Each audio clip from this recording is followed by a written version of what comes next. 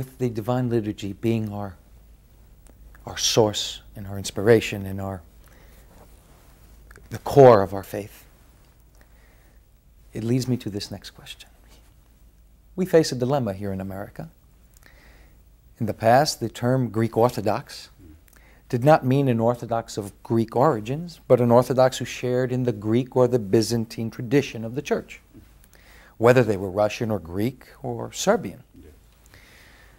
How much does Orthodoxy owe to the Greek culture, and how much should we hold on to it here in America, especially when we are discussing the language issue? If I am to be a vibrant church, does not the congregation need to understand what's being sung or read? That is a great many questions rolled into one. Would you care to break them up for me? So I'll try to. First of all, it's clear when we use the word Greek or Hellenic, this can be used in many different senses.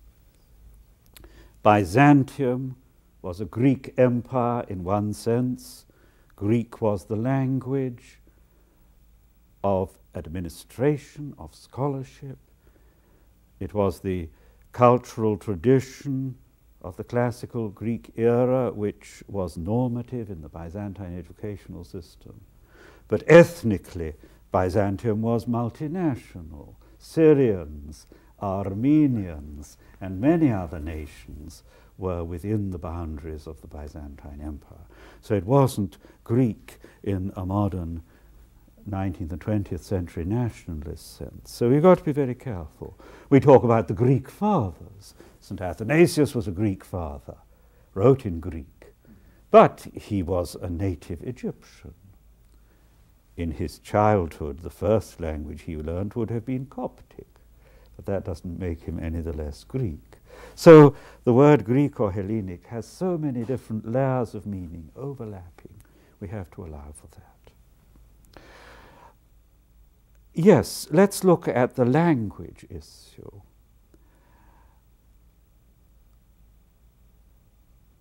It seems to me in America today, and also in Britain, we need to use both Greek and English in the churches that belong to the ecumenical patriarchate.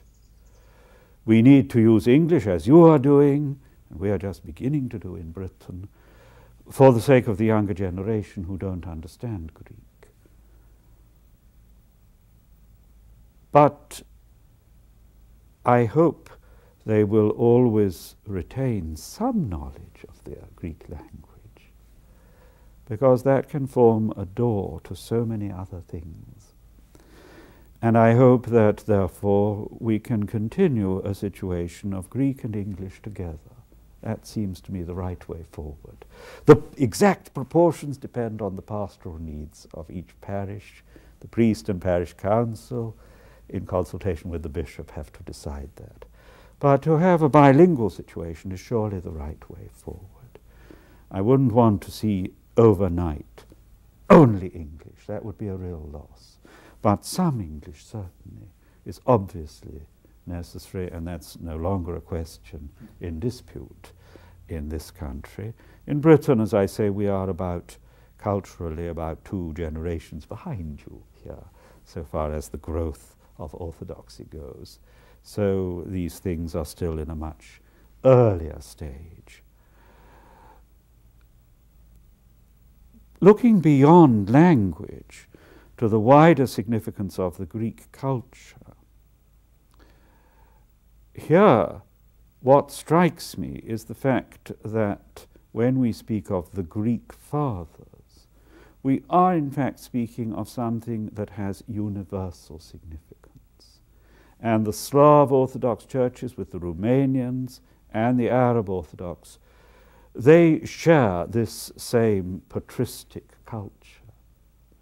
And in that sense, the Greek fathers represent something universal in Orthodoxy. We may ask, what about exploring the cultural values of India, China, the Far East? Yes, in time perhaps we Orthodox will need to do that. I don't think we're ready to embark on that now. But for the moment, what we can say is that the Greek Fathers represent the universality of Orthodoxy. And the St. Basil the Great, St. Gregory the Theologian, St. John Chrysostom, they are the common heritage of all Orthodox, whether they are Russians, Romanians, English, Americans, or Greeks. So in that sense, Greek Orthodoxy means something universal. It's worth remembering, however, that the Byzantines did not call themselves Byzantines. They did not call themselves Greeks or Hellenes. The Byzantines called themselves Romans, Romei, as the Orthodox in Constantinople still do.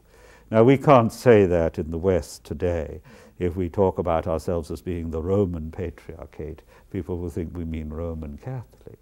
But let us not forget that use of Romei and Romeosini. And I think in some ways that helps to underline the universality of Hellenic civilization in a way that the word Greek does.